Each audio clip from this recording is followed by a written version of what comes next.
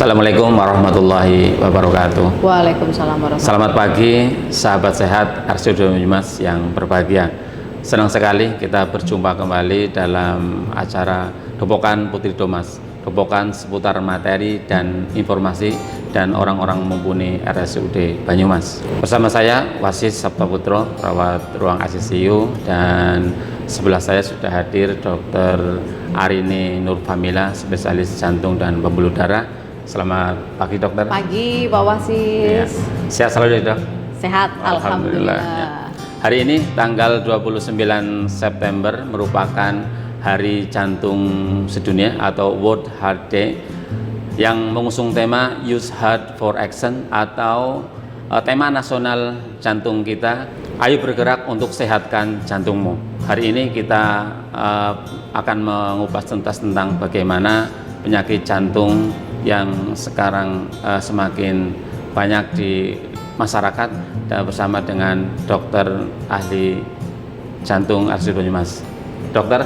Ya, gimana Pak Wasis? Ya, terkait dengan penyakit jantung koroner sekarang, bagaimana penyakit jantung koroner itu dan bagaimana mencegahnya, dokter? Oh, ya. Awal-awal kita ngobrol mengenai sesuai dengan tema World Heart Day, yaitu masih banyak ya orang-orang yang semakin banyak mungkin yang terkena penyakit jantung koroner. Nah, sebelumnya itu kita apa sih itu penyakit jantung koroner? Nah, penyakit jantung koroner itu adalah kondisi di mana pembuluh darah koroner, yaitu pembuluh darah yang memberikan oksigen, yang memberikan nutrisi ke otot jantung itu tidak bisa menyuplai oksigen lagi karena terjadi sumbatan akibat dari penumpukan plak atau yang istilahnya aterosklerosis atau penimbunan plak, sehingga tidak bisa untuk memberikan suplai oksigen ke otot jantung. Nah, biasanya gejala awalnya itu adalah nyeri dada, perasaan tidak nyaman pada dada, hingga mungkin berdebar-debar sampai dengan sesak nafas. Nah, itu nanti pencegahannya banyak, Wasis. Ya. Tapi sementara untuk pengertiannya seperti itu, kemudian gejala awalnya adalah seperti nyeri dada gitu. Ya. Terus kemudian kadang-kadang nyeri dada perbedaan nyeri dada yang disebut oleh jantung, dan kadang ada pasien yang ini nyeri dada karena jantung atau sebabnya, itu bedanya di mana, dok? Nah, kadang-kadang kan pasien ya ada orang itu kan, saya ini nyeri dada, sering nyeri dada lah, ini nyeri dadanya karena jantung atau bukan. Nah, itu kadang-kadang orang awam itu sulit untuk membedakan. Ya, nah, kalau untuk nyeri dada yang karena jantung koroner itu sifatnya sebenarnya khas. Jadi kita melihat dari tipe dari nyeri dadanya. Biasanya sifatnya itu tumpul, kemudian rasanya berat. Jadi kadang-kadang pasien orang itu, saya nyeri dada, pasien datang dengan saya nyeri dada, seperti apa nyeri dadanya? Tidak bisa ditunjuk dengan jari. Jadi pokoknya rasanya seperti ketindih gajah, seperti ketindih benda berat, seperti ketindih batu, rasa mungkin panas, terbakar, nggak nyaman, dok. Dan kadang-kadang diikuti dengan adanya penjalaran di bagian lain, misalnya menjalar sampai ke lengan kiri, dan nyeri dadanya itu di dalam rasanya kemudian menjalar ke lengan kiri, kemudian bisa menjalar sampai punggung belakang, terus rasanya tembus sampai punggung belakang, kemudian bisa juga sampai ke rahang. Jadi rasanya tuh sakit berat sampai di sini, menjalar sampai ke rahang. Kemudian ada gejala-gejala lain yang mengikuti. Kemudian tuh saya rasanya misalnya mual. Kalau orang Banyumas mungkin rasanya ampek. Rasanya ampek pak wisora karu-karuan. Nah, terus kemudian keringat dingin. Setelah keringat dingin saya juga merasa mual. Kadang-kadang tuh saya mual, kadang bisa sampai muntah, lalu berkeringat, berdebar-debar sampai sesak napas. Nah, itu yang khas untuk keluhan nyeri dada yang karena jantung koroner. Nah, untuk yang nyeri dada misalnya yang bukan dari jantung koroner, biasanya adalah sifatnya tajam nyerinya, biasanya tajam, kemudian dia bisa ditunjuk dengan satu jari. Ya, jadi misalnya nyerinya di mana, Pak? Atau Bu, nyerinya di mana? Di sini. Pindah lagi di sini. Dan intensitasnya gonta-ganti sampai punggung belakang, pindah lagi ke depan lagi, dan bisa ditunjuk dengan jari. Dan jangan ragu-ragu, kita tanyakan ke pasien atau ke orang awam tersebut, ketika untuk tarik nafas panjang, kadang bahasa Banyumasannya apa ya, sengkring gitu kan, untuk tarik nafas panjang sengkring enggak gitu. Biasanya kalau iya untuk tarik nafas panjang sengkring, nah itu kemungkinan bukan dari jantung koroner. Kemudian dipengaruhi dari posisi duduk saya lebih nyaman, posisi miring lebih nyaman, atau melungker lebih nyaman. Nah itu juga kalau jantung koroner itu tidak dipengaruhi juga dengan posisi, nyeri dadanya sifatnya. Nah kalau bukan yang dari jantung koroner biasanya lebih enak. Terus kemudian coba Bu, misalnya dipegang, misalnya dipencet sedikit, apakah tambah sakit ditekan atau gitu. tidak, ditekan. Nah, ketika tambah sakit pun juga berarti kemungkinan besar dari muskuloskeletal atau ototnya. Jadi tidak semua orang nyeri dada juga karena jantung koroner. Kemudian juga ditanyakan apakah nyerinya berasal dari ulu hati. Kadang-kadang kan gejala-gejala seperti gastroesophageal reflux disease itu dari nyeri ulu hati naik ke atas, itu juga nyerinya perlu memang khas gitu ya? Iya, nyerinya khas Pak Wasis. Jadi nyerinya khas. Kalau pada orang-orang yang untuk jantung koroner.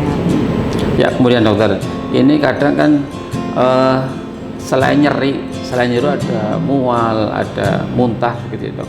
Yang khas setelah nyeri dada itu apa dok dari penyakit jantung ini? Nah, yang khas dari penyakit jantung ya nyeri dada pertama. Biasanya di awalnya nyeri dada, terus kemudian nah itu tadi gejala ikutannya. Terus kemudian kalau memang yang sudah sering, kadang gradual, ada yang memang dulunya saya sering nyeri dada tapi cuma 5 menit, tetapi semakin kesini durasinya makin panjang sampai 15 menit, 10 menit, 15 menit, sampai kemudian 20 menit. Nah kadang-kadang terus kemudian ada ikutannya lah, sesak napas, itu pun bisa juga jadi gangguan jantung koroner. Tapi ada juga orang-orang yang tidak khas.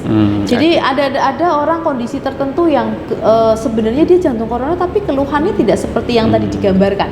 Jadi misalnya pada orang-orang yang seperti apa? Pada orang-orang yang misalnya sudah menderita penyakit diabetes mellitus. Nah, orang penderita penyakit diabetes mellitus itu kan misalnya sudah lama 3 tahun atau mungkin baru sebentar, tapi dia tidak pernah terkontrol, gulanya jadi ada sakit tinggi. jantung tapi tidak khas itu ya? Tidak khas untuk nyerinya. Nah, kadang-kadang itu pada orang seperti apa? Pada orang yang diabetes, misalnya dia sudah terjadi neuropati, kadang-kadang gejalanya hanya apa? Gejalanya hanya nggak enak saja, rasanya nyumpel di ulu hati biasanya, paling sering nyumpel di ulu hati, senep, nggak jelas ternyata. Nah seperti itu kita harus menanyakan lebih lanjut, kemudian dilakukan pemeriksaan lainnya, penunjang lainnya gitu kan, baru nanti kita mengetahui oh ini memang ke arah sana. Jadi memang challenging juga nih dengan pasien yang dengan diabetes. Sama satu lagi Pak Wasis, pada pasien yang lansia, usia tua, mbah-mbah kalau ditakoni lara dadane iya, lara kenene iya, semua iya. Nah itu juga kita harus berhati-hati, karena kalau setiap orang yang sudah sepuh, yang sudah usianya lansia, itu biasanya ditanya semuanya jawabannya iya. Masuk faktor resiko itu dok ya? Ya itu termasuk faktor resiko. Nah kalau misalnya jadi kadang nyeri dadanya yang keluhannya tidak khas tuh, hati-hati pada orang yang ya itu tadi diabetes mellitus, kemudian pada orang yang sudah lanjut usia. Itu harus butuh kajian yang lebih dalam. Intinya jadi untuk faktor resiko pasien-pasien jantung termasuk apa aja dok faktor resiko? Nah faktor resiko penyakit jantung koroner. Nah ini Pak Wasis, faktor resiko itu ada 2. Jadi faktor resiko yang bisa kita kontrol dan faktor resiko yang tidak bisa kita kontrol. Nah seperti apa faktor resiko yang bisa kita kontrol? Nah ini mungkin sobat dopokan ya, kayak apa sih gitu faktor resikonya? Faktor resiko yang bisa kita kontrol terutama misalnya contohnya paling gampang ngerokok. Pak Wasis ngerokok tidak? Tidak dok. Alhamdulillah. Berarti kan sebagai contoh dan sebagai sobat dopokan Banyumas, Niki memang sebaiknya tidak merokok. Karena apa? Paling gampang rokok itu kan kita tahu lah ya, rokok itu mengandung nikotin. Ya, nikotin itu kan merusak pembuluh darah koroner. Terus kemudian, kalau misalnya sudah itu faktor risiko rokok ya mandek, berhenti. Kemudian apalagi? Misalnya diabetes, sudah ada penyakit sebelumnya seperti hipertensi. Harus terkontrol. Ya kan bisa dikontrol kan hipertensi dengan rutin minum obat, kemudian hidup dengan gizi seimbang. Terus kemudian apa? Diabetes mellitus juga bisa dikontrol. ya saya sudah punya penyakit diabetes mellitus gimana? Ya gulanya berarti harus dikontrol, kemudian Rajin kontrol gula darah. ya harus terkontrol untuk mencegah. Terus kemudian apalagi ternyata, nah ini yang paling sering Pak Wasis, Ya.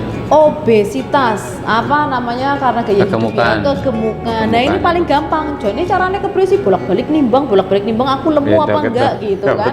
Nah kita bisa pakai cara yang paling gampang kan, ada indeks massa tubuh. Ya caranya itu dengan berat badan dibagi oleh tinggi badan dalam meter, kemudian dikuadratkan.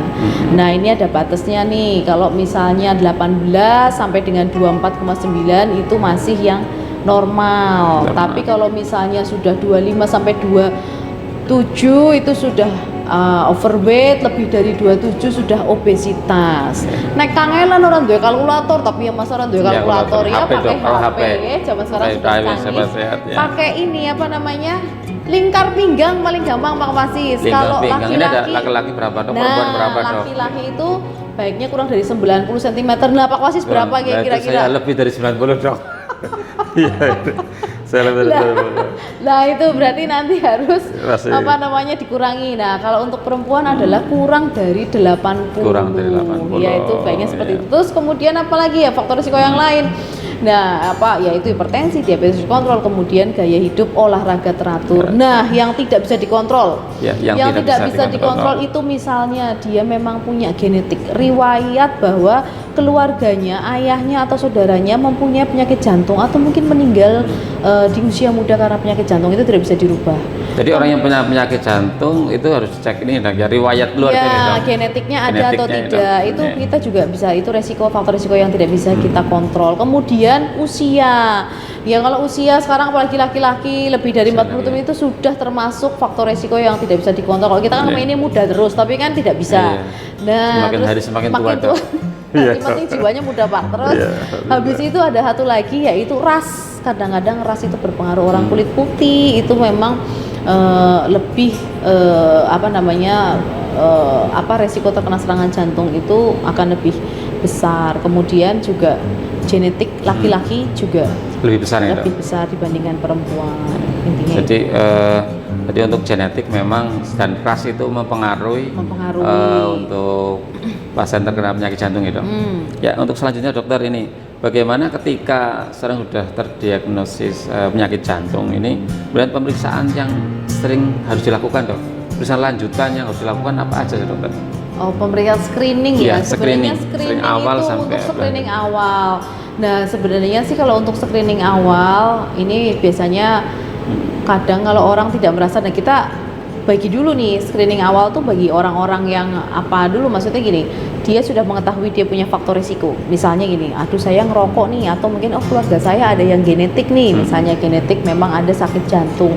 Itu harus sudah aware pada saat mungkin usia mungkin sekitar 25 tahun, bolehlah sekali-kali kalau lagi jalan-jalan tuh kan kadang tuh banyak tuh sekarang apa namanya Car Free Day hari Minggu itu kan biasanya banyak juga tuh di situ. Ada yang awalnya bisa di situ bisa sambil jalan-jalan santai nih untuk usia yang muda ya. Untuk usia misalnya 20 kan males ya, kadang-kadang 25 tahun datang ke rumah sakit hanya untuk medical check up ya kan. Jadi itu bisa juga, misalnya ini contoh aja ya sobat Dopokan. Jadi kadang-kadang kita jalan ke CFD itu kan banyak tuh yang tensi ada yang melayani tensi gratis, kemudian cek gula gratis, kolesterol gitu yang dari stick itu bisa dicoba.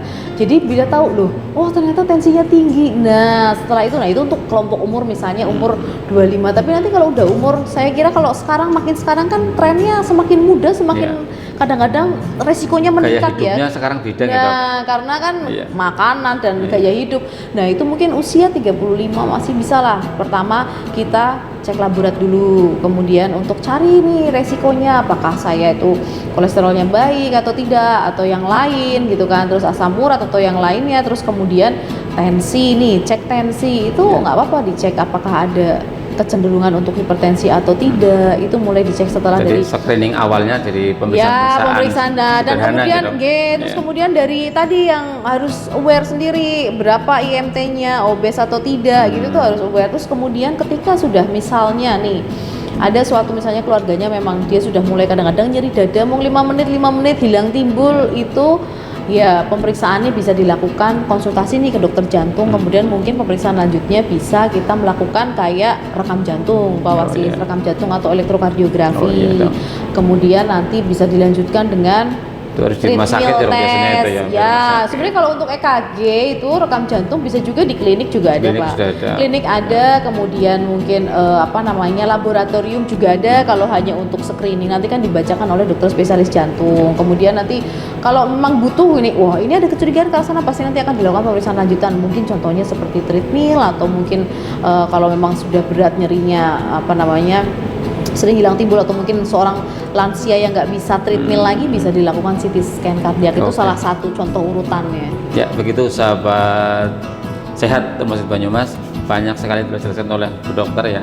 Bagaimana kita bisa screening awal pasien ketika kita masih muda, kita berusaha bagaimana kita menjaga kesehatan kita, bisa bagaimana kita screen awal, kemudian lanjutan kalau memang sudah terasa ada gangguan jantung bisa kontrol ke rumah sakit, cek medical check up, kemudian pemeriksaan EKG, elektrokardiografi, kemudian ada pemeriksaan laboratorium. Itu ya dokter ini. Ya. Kemudian selanjutnya dokter ini, bagaimana ketika untuk mencegahnya dok ini, mencegah supaya tidak terjadi tidak terserang penyakit jantung koroner dok ini. Oke, nah ini mencegah. Biasanya pasien mencegah itu memang sedikit lebih susah ya. Nah, tapi sekarang itu harus. Jadi pencegahannya itu ya kita mulai gaya hidup sehat, diet gizi seimbang. Contohnya jangan konsumsi garam, pak aja kakean. Jakasinan ya dok. Jakasinan.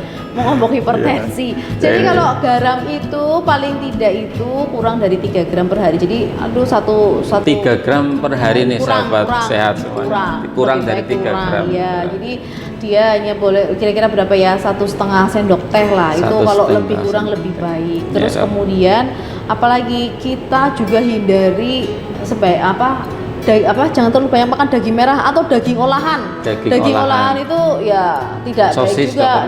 Sosis, nugget. Nah, itu juga paling enggak ya 300 sampai 500 gram per minggu. Terus kemudian kita banyak konsumsi sayur dan serat, paling enggak berapa ya, 7 gram, lebih dari 7 gram per hari itu sudah sayur, buah juga gitu. Terus kemudian omega 3 itu ya penting, seminggu lah sekali. Terus kemudian kacang itu juga, kacang-kacangan ya diperbolehkan untuk dikonsumsi. Kemudian minum air putih, kemudian aktivitas fisik Pak, paling enggak olahraga. Berapa kali dok seminggu dok? Paling olahraga itu untuk olahraga itu paling tidak seminggu itu 3 sampai 5 kali. 3 sampai 5 kali. Terus kemudian olahraga yang dianjurkan untuk menjaga jantung kita agar tetap sehat itu adalah yang jenisnya kayak aerobik. Jadi kayak misalnya Pak, jalan kaki saja nggak apa-apa. Tidak sistemnya pertandingan ya dok ya? Tidak lah, naik sinom sih nggak apa-apa Pak. Pertandingan kalau memang masih itu bisa diukur lah kita kan ya. Kalau umur udah 40 ke sana ya jangan. Kalau 40 pertandingan santai ya nggak apa-apa, karena ya namanya pertandingan antar kampung kan santai ya. Terus itu juga kayak misalnya aerobik itu kayak jalan kaki Pak. Jalan kaki itu nggak apa, minimal misalnya 4.000 langkah sehari. Terus kemudian jogging itu yang penting rutin. Jadi kalau misalnya sekitar 5 sampai 10 kilo ya, jogging kecil ya dalam lumayan waktunya. Ya dok, 5 sampai 10 kilo lumayan. Nah itu waktunya sejam. 1 jam. Ya. Nah kalau misalnya mau rada banter joggingnya ya 3 sampai 5 kilo, waktunya setengah jam. Pokoknya bisa, intensitasnya bisa diatur. Kemudian apalagi selain jogging lah jalan kaki itu paling gampang. Terus kemudian renang bisa. Renang itu juga, berenang juga dianjurkan. Ya intinya itu. Terus intensitasnya ya bisa 3 sampai 5 kali dalam 1 minggu. Oke. Ya, begitu sahabat sehat. Terus gimana sahabat sehat? Kopi dok. Kopi. Makanan kopi ini boleh apa enggak? Ini kadang masyarakat minum kopi ini bisa menimbulkan serangan jantung ini. Bagaimana dok? Kopi itu kadang-kadang kan yang dihasilkan dari kopi kan kopi bisa banyak gula, kopi saset gitu kan. Kopi sebenarnya kopi manis dok, itu seruannya itu. Kopi itu sebenarnya karena ada orang serangan yang sudah terkena, maksudnya orang yang kena serangan jantung itu kan kadang-kadang memang dibutuhkan denyut jantung juga tidak boleh terlalu cepat. Jadi kadang kopi itu kan juga menimbulkan aktivitas dari si saraf simpatis kita juga lebih ya, jadi kadang-kadang Iya, membuat berdebar-debar. Pemain nek wis tensinya dhuwur tambah berdebar ya, kadang-kadang kopi itu ya kalau saya sih ya tombol pengen tidak Iya. setiap hari untuk dikonsumsi, intinya seperti itu. Terus jenis yang paling penting atau lagi malah stres Pak. Stres itu. Stres itu, nah dalam usaha mencegah biar tidak terkena penyakit jantung koroner aja stres. Stres itu ternyata menurut penelitian itu 27% mengakibatkan resiko terkena serangan jantung. Jadi lumayan. 27% ya, Dok? Iya, lumayan. Stres itu karena stres itu apa sih? Stres itu kan adalah bagaimana cara reaksi kita, tubuh kita baik fisik, emosional, mental dalam menghadapi Masalah. perubahan lingkungan atau suatu masalah. iya. Lah sekarang sing siki nek mbiyen stres kan wong tua ya. Sekarang anak-anak muda juga stres lah. Kayak misalnya kita juga ya tidak jauh-jauh misalnya kayak Ketika kita tidak mampu menyelesaikan masalah gitu. Nah, itu stres. Nah, Stres, padahal sing jenengane snack sudah stres, hormon kortisol akan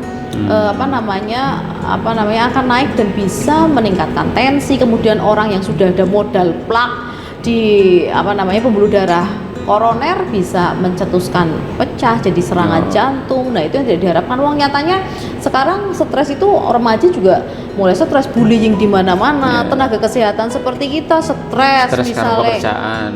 rutinitas yang Ya, sama setiap rutinitas. hari wis dengan stres. stres, Nah, Dok, itu ya.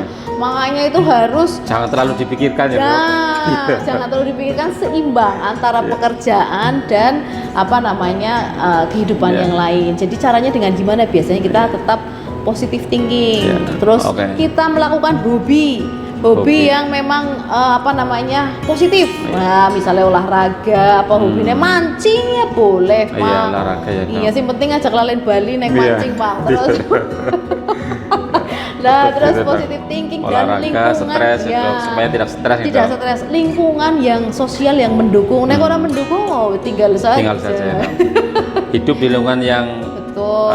baik dan mendukung ya, Betul, Dok. betul. Jadi kita pikirnya tetap Iya. positif dan paling penting Positif. sekarang meditasi juga, maksudnya menenangkan pikiran itu juga Tenang ya, Dok, menurut ya. saya, ya. Jadi kita bisa balance antara ya sudah tidak usah dibuat stres itu karena memang ternyata sumbangsinya semakin lama semakin Ya. untuk kena serangan jantung semakin besar. Oke. Begitu sahabat Topokan, ketika kita stres akan meningkatkan resiko ternyata penyakit jantung. Jadi hindari stres ya. Dan Topokan tidur semuanya. cukup. Tidur cukup. Terus gini, Dok. Tidurnya yang sehat itu gimana, Dok? Nah, kalau yang disarankan tidur itu disarankan itu 7 sampai 9 jam sehari karena itu 7 juga sampai- bisa menurunkan menurunkan stres, terus kemudian kita bisa tidur maksudnya berkualitas, kemudian juga menurunkan tensi. Itu ternyata juga ada penelitian ternyata bisa menurunkan berat badan juga. Jadi tidur itu harus cukup 7 sampai 9 jam per hari itu yang disarankan, Pak Wasis. yang disarankan dan juga rileks, yang tidur yang benar, tidur yang sehat ya, Dok. Ya, berkualitas intinya. Kemudian nih dokter, ketika bagaimana langkah awal ketika kita ataupun sahabat sehat ini terkena penyakit jantung, nyeri dada dan sebagainya, tanda-tanda awal jenazah, terus kemana kita berobat itu? Kemana kita atau lingkungan kita ada yang kena. sakit itu dia kebawa kemana, Dok? Nah, sebelumnya kalau misalnya tetangga atau mungkin lagi ngobrol ngopi Iya. arisan Ngopi, ronda ya Pak, medang, tiba-tiba gitu, ya. ada yang aduh nyeri dada. Nah, ini mungkin kemarin saya pas lagi nggak ada Pak Wasis temannya. Iya. Yang pertama adalah jangan panik. Jangan Jangan panik, melu panik gitu. Iya. Terus engko batinnya nyeri dada melu nyeri dada. Iya, Nah, iya. jangan panik yang pertama. Jangan Kemudian jangan panik, posisikan penderita yang keluhannya nyeri dada dalam kondisi didudukan. Boleh. Sebenarnya duduk atau berbaring tapi lebih baik duduk. Didudukan, ditenangkan, kemudian dilonggarkan pakaiannya, ya kan? Dilonggarkan pakaiannya, Dilonggarkan. duduk, terus kemudian kalau memang ada misalnya mungkin ternyata di situ ada yang punya riwayat sakit serupa, misalnya punya obat aspirin atau nitrat, itu mungkin boleh diberikan. ya, terus misalnya untuk pertolongan awal. Tetapi jika tidak ada ya tidak apa-apa. Terus kemudian yang penting itu jangan dikasih makan sama minum sebaiknya. Karena kadang-kadang memicu malah jadi keselak-sesek malah. Jadi kadang ada yang sakit jantungnya Iya, di dada malah dikasih minum gitu. Nah, iya, tenangkan dulu. Jadi jangan langsung segera tiba-tiba langsung dikasih minum sama makan, resiko juga. Kadang tersedak terus kemudian malah jadi henti jantung juga bisa. Kadang di masyarakat seperti itu, Dok. Kita serangan jantung kemudian dikasih minum dikira angin duduk itu, terus dikasih minum itu berarti salah gitu. Nah itu sebaiknya jangan diberikan dulu. Jadi memang ya ditenangkan, didudukkan. Nah terus kemudian harus kemana nih? Nah ini ternyata dalam World Heart Day ini 2024 kita ini juga dari PRQ ini mensosialisasikan ada aplikasi namanya Detakse. Jadi Detakse itu apa? Aplikasi berbasis yang sekarang ngetren kan AI Pak. Artificial Intelligence. Itu dibuat seperti itu, diluncurkan. Nah ini nanti bisa di-download dulu di Play Store. Kan pasti punya handphone, di-download di Play Store, kemudian nanti ada Detakse, kemudian kita download.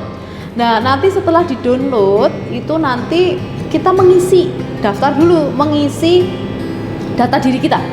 Jadi mengisi data diri kita kayak misalnya nama, alamat, kemudian juga kita ada data-data misalnya NIK itu diisi semuanya. Apa yang diminta itu diisi. Nanti setelah terdaftar di situ itu sebenarnya tujuannya itu kenapa sih ada Detakse itu memudahkan. Sebenarnya untuk memudahkan ketika orang awam itu ketika ada nyeri dada atau gejala ke arah jantung koroner, kita harus kemana dan harus ngapain. Itu sebenarnya untuk tujuannya adalah mengurangi pre-hospital delay. Jadi lamanya untuk masuk ke rumah sakit. Kemudian karena bingung kisnya nular apa ya kayak gitu kan. Ini nyeri dada temenan apa jantung apa bukan. Nah, itu dibutuhkan. Terus kemudian keuntungannya bagi dokter jantung adalah kita tahu ada database pasien-pasien tersebut. Nah, terus kemudian apa sih pentingnya? Lah mungkin sudah download belum? Ya, sudah nih, Dok.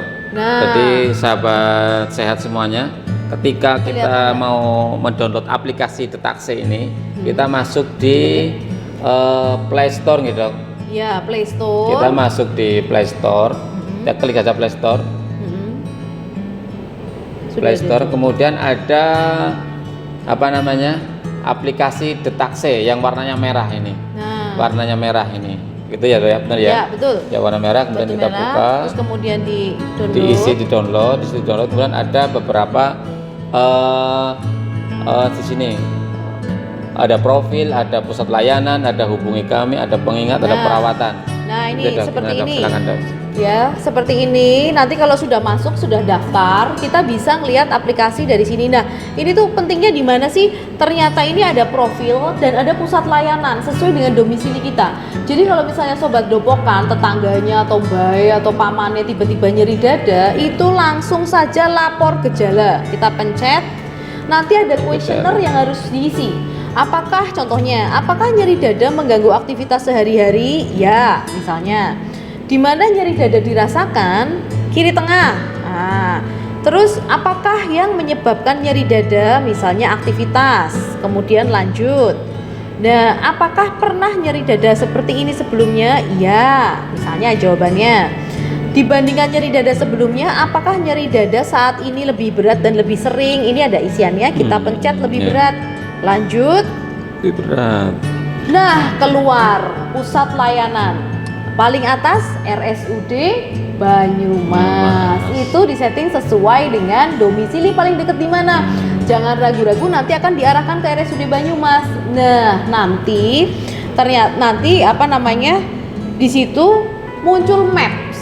Jadi nanti diarahkan, enggak usah bingung, nanti mungkin ada yang ngerti RSUD Banyumas ngendi ya. Nah, itu nanti muncul maps yang nanti akan mengarahkan. Jadi sangat mudah digunakan.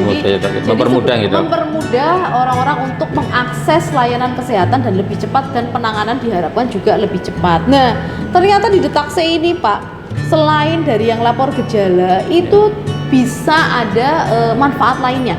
Oh, iya, Dok. Jadi kayak misalnya pengingat, misalnya memang biasa minum obat, Ya, itu ada pengingat minum obat. Jadi nek yang minum obat bekernya muni Pak. Ada bekernya bunyi. Jadi tidak akan lupa. Deringnya bunyi ya, Dok, di Deringnya sini ya. bunyi. Terus kemudian Pengingat. ada perawatan mandiri. Perawatan mandiri itu biasanya pada pasien apa? Hipertensi, ada catatannya. Jadi kayak diari. Nah, kita juga bisa mendapatkan berita-berita kesehatan dari detak C ini ya. Kontrol termasuk ya, Dok, ini ya. Kontrol ya, pengingat, kemudian nanti ada kontrol. berita, kemudian ada yang rekomendasi untuk makanan pun ada. Jadi memang sebaiknya itu aplikasi itu berguna dari tahun 2013 dikembangkan, 2019 sampai akhirnya ini di launching dan kemarin juga masuk MURI ya. Jadi emang diperkenalkan kepada masyarakat untuk detak C ini. Ya, sahabat Topokan, ini sudah tersedia aplikasi yang aplikatif. Jadi sahabat Topokan bisa mendownload di Play Store, kemudian bisa digunakan sewaktu-waktu dan sebagai petunjuk arah kemana ketika ada pasien ataupun diri kita ataupun keluarga ataupun tetangga yang ada gejala penyakit jantung, bisa download aplikasi detak C. Sobat Topokan.